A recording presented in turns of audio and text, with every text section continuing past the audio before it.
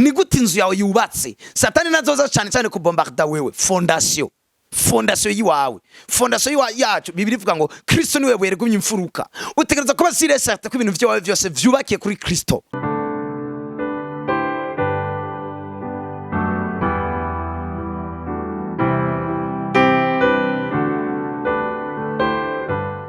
Holy CANAAN TV, shalom. Turanezerewe cyane gusura kubana namwe uyu munsi.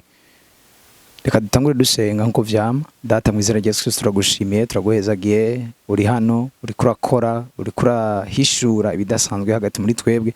Abadukurikira uyu munsi ubuzima bwabo baraza guhinduka mu izina rya Yesu Kristo no dusenze twize. Amen. Kuzimana Clovis muri kumwe, turafise urukurikirane rw'ivyigwa twise faith under test cyangwa kwizera kuri musi yo kugaragazwa. Introduction zacu tumaze imisi tuguma tuvyerekana ko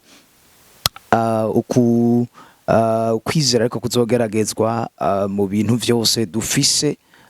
Satani ntari nyuma yo kugerageza cyane ama economy yacu, ari nyuma yo kugerageza ico no kwita ama outcome, ivyo tubona kugira ngo kwizera kwacu kunyiganyiye. Kuko igihe cyose umuntu ahinduye ivyo ubona, bikunze ko ivyo wagomba kubona atari vyo ubona, ukwizera kwawe kuba kubaye affected, kuba gushikiriwe.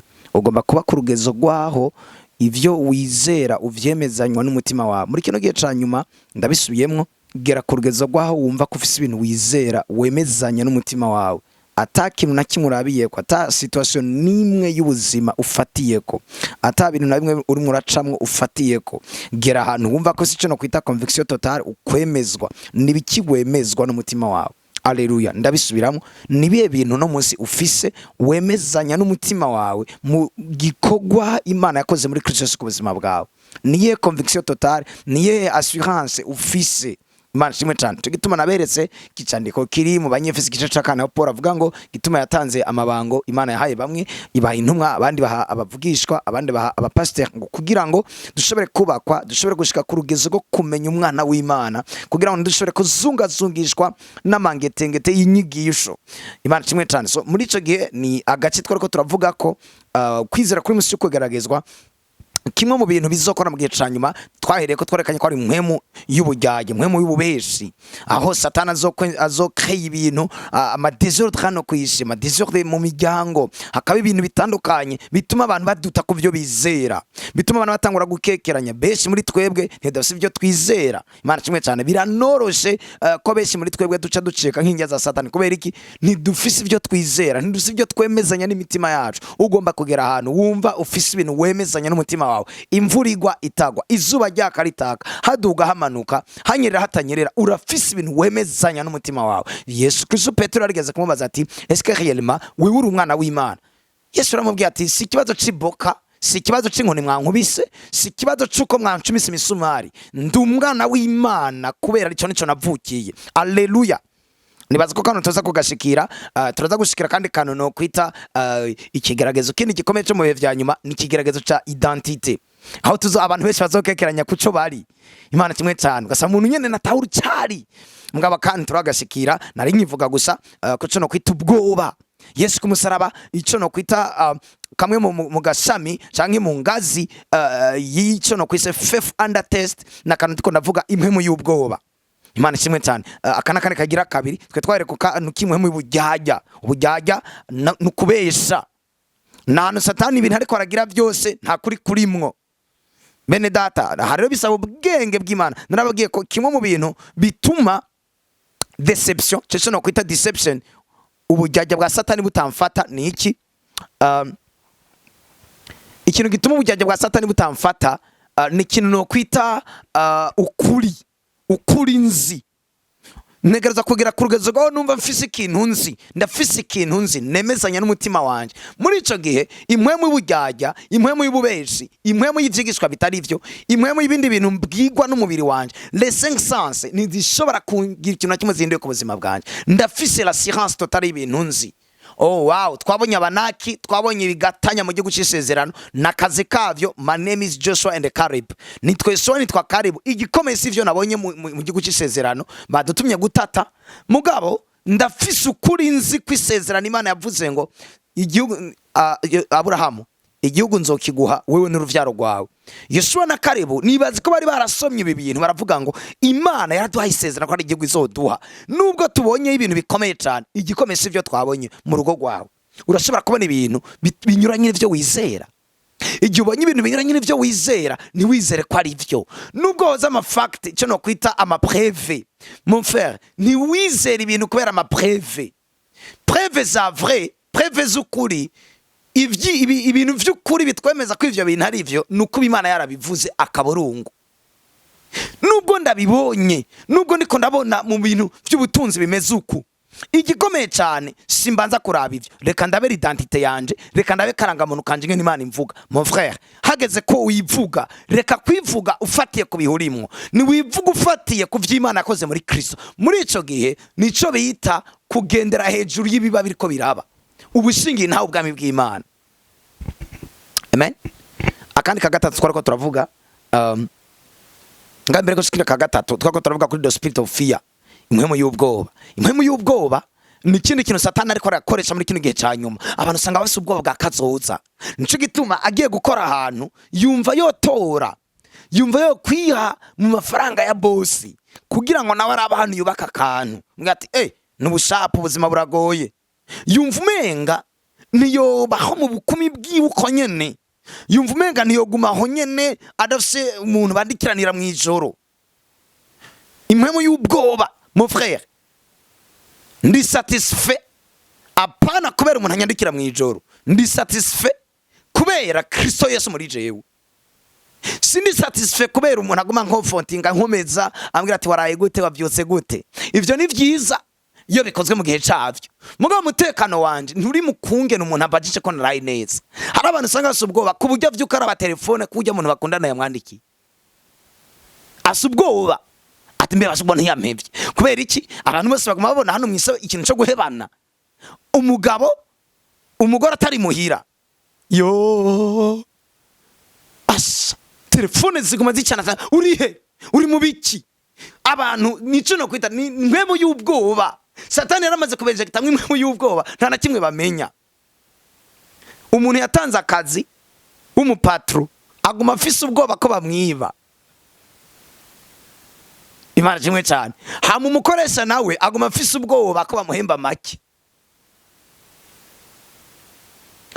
Bene data, muramenye n'ibintu bipanze, ubwoba buri partout mu bintu byose. Abantu subwoba bw'ingene cyo bazobaho.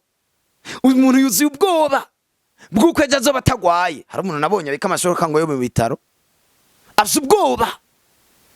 Si bibi, muga n'ubwoba, ni impwemu y'ubwoba. Kandi iyo mpwemu y'ubwoba rero itangura guhagurutsa ikintu muri twebwe. Naberetse icandiko kivuga ngo hano muri Yohana wa mbere igice cya 15 gutyo kumanuka munsi, biri tubwira ngo ahantu hari ubwoba hari gihano, ngo urukundo nigo rutuma ubwoba butaronka aho buhagarara.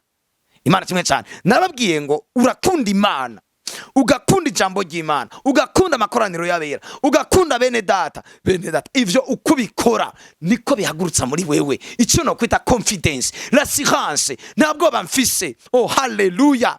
Uko nkomenya n'Imana sabana nayo niko inzamukamo.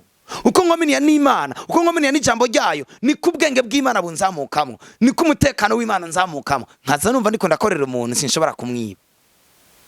Nicyo gituma birivuga ngo mudafise ijwi ryo mu mutima ribagiriza ikibi. Abantu benshi bafise n'ubwoba mu mitima yabo, bafise ibintu biguma bibajija. Kubera iki? Barafise ibintu bakoze kubera ubwoba bw'ubuzima. Satani arabizi ko impwemu y'ubwoba imaze kuza, igihano kirashitse. Igihano bisigura iki? Le principe cyatangura kuguhana. Kubera wararyamanye n'umuntu kubera ubwoba bwo gutinya kwirukanwa ku kazi. Umaze kuryamana n'umuntu kubera ubwoba bwo gutinya kwirukanwa ku kazi, ubwo nyene uba urakweze icyo no kwita umuvumo, urakweze icyo no kwita umukoshi, urakweze icyo no kwita gukurikirwa n'ibintu bibi kubera ibintu wakoze kubera ubwoba. Bene data, ega ntiwabikoze kubera uri mubi, ntiwabikoze kubera umusambanyi, ni kubera ubwoba. Uguma uvuga ati none nk'ubu tutajyamanye na boss, je ngaha kwera inzohaguma, mbega nzoca mbaho gute, je nta kundi ndemeye. Cyo gituma n'abapatro benshi bamwe bumva ati nta ngorane, burya uyu muntu araza kuvyemera kubera none arabizi nawe azobaho gute. Abantu rero kubera ubwoba bw'ubuzima ndiko nabafasha mon frère nuhave wibwira ngo jewe nta muntu tworyamana ngo jewe ntavyo nogira ngo jewe ngo bisinokwiba ngo jewe sinogira ibi sinokubita umugore wanje kubera yatevye oya banzuke muri akantu ko gustabiriza impwemu yo kutagira ubwoba. Impwemu yo kutagira ubwoba naberetse ngo heraba nukumenya neza umwana w'Imana ni connaissance y'ijambo ry'Imana na hanu kominiya n'Imana kubera Yohana yatubwiye ngo subira dusome kino candiko tugira kwirukanka cyane.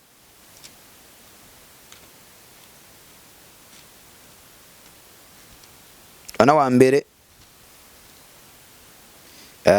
wa mbere igice ca 4 umurongo wa 18 ntabwo baba mu rukundo.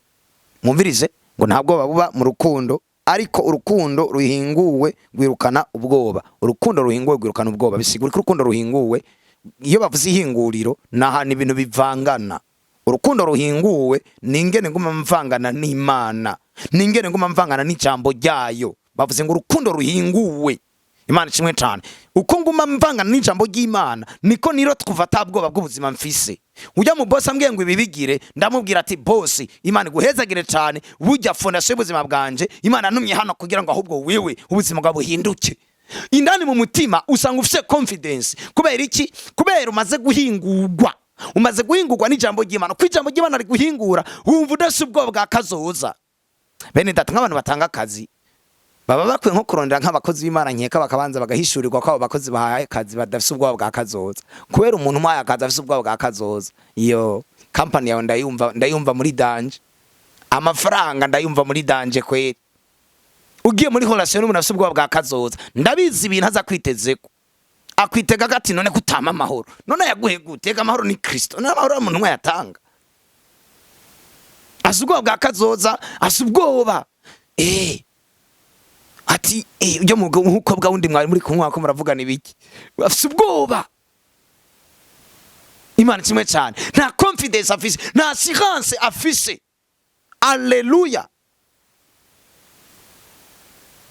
Dushire ko ibindi vyumviro shekwa kandi kantu ka gatatu last day shaking in the spirit of foundation hazaba test of foundation hazaba gutestwa kugeragezwa kwaho twubakiye. Iyo ni indinga zikomeye cyane mu gihe ca nyuma mu kwizera kuri musi kugeragezwa hazoba foundations aho twubakiye hazogeragezwa. Mwumvirize Bibiliya bivuga muri Matayo igice 7 umurongo wa 14 birivuga ngo inzu zibiri umunyabwenge inzu imwe yari yubatse ku mucanga yindi yubatse ku rutare. Mugabe izo nzu hari ibintu byaje kuzigerageza. Burya n'abavuga ziganzo baciye bavuga mu nyuma ko ari abantu vyumvikana ko abo nabantu babiri bose mugabo barageragejwe. Mugabo ikintu cy'abatandukanije ningene bashobe kureponda kuri ivyo bintu bibaye. Alleluia. Igikomeye ningene ndeponda ku bintu bibaye. Hari watakibaye hari ibintu bije kungerageza mugabo igikomeye cyane ningene nishura kuri vya bintu bibaye. Imana kimwe cyane ni gute nishura ku bintu bibaye. Alleluia. Amen. Siziko twosoma kino candiko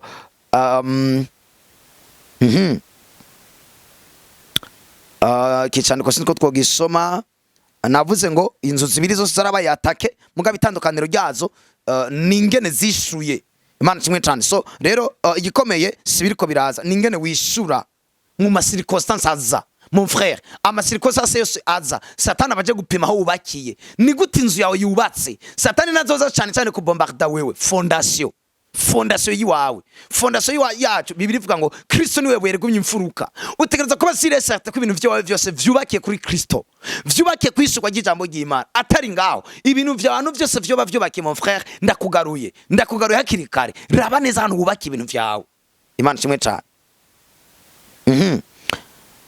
Akandi kantu gakomeye cyane les circonstances ducamwo ni opportunité nico no kwita akayo keza kabonetse kingene dukura kingene twamamaza ubwami bw'Imana. Ibihe tucamwo bije gupima aho twubakiye. Bibiliya ivuga ngo yanzu yari yubakiye ku rutare ntiyigeze nyiganyiga mugabo ngo yari yubakiye ku mucanga yaranyiganyize. Vyumvikana ngo igikomeye si vyaje gutesta ahubwo vyaje gutesta vyatangajwe n'ingene yanzu yubakiye ku rutare dashobe kubomoka. Uno munsi rero ibije kubera nubakiye ku rutare nshanda bijya kumunyenga Kristo cyahishurwa ubwami bw'Imana baca bumenyekana. Imana kimwe cyane. Alleluia. Reka kwirinda igihe ciza cyo gukoresha ivyo twizera ni gihe imiyaga yaje akatwe twakavuze Imana ishimwe cyane. Nibaza ko twogarukira hano tuzobandanya la fois prochaine. Nizigira neza nakekeranya ko akandi kano kamwe tuzokongera ko kugumwanya twa dufise ari muto. Reka dushimira Imana cyangwa reka twongera ko kugira ngo tujaniranye nyene na kanonishe intambara yo mu buryo bw'imwemo. Birivuga ngo usomye mu Banyefeso 6:13 ngo naho turi mubiri ntitugwana mu buryo bw'umubiri. Imana kimwe cyane. Birivuga ko uyu munsi intambara zacu, intambara iri kwiraba ku bana b'Imana benshi, si intambara y'umubiri, ni intambara y'ibitaboneka. Hazoba ico no kwita teste yo mu buryo bw'amaprince, ibintu by'ubwami bw'umwijima.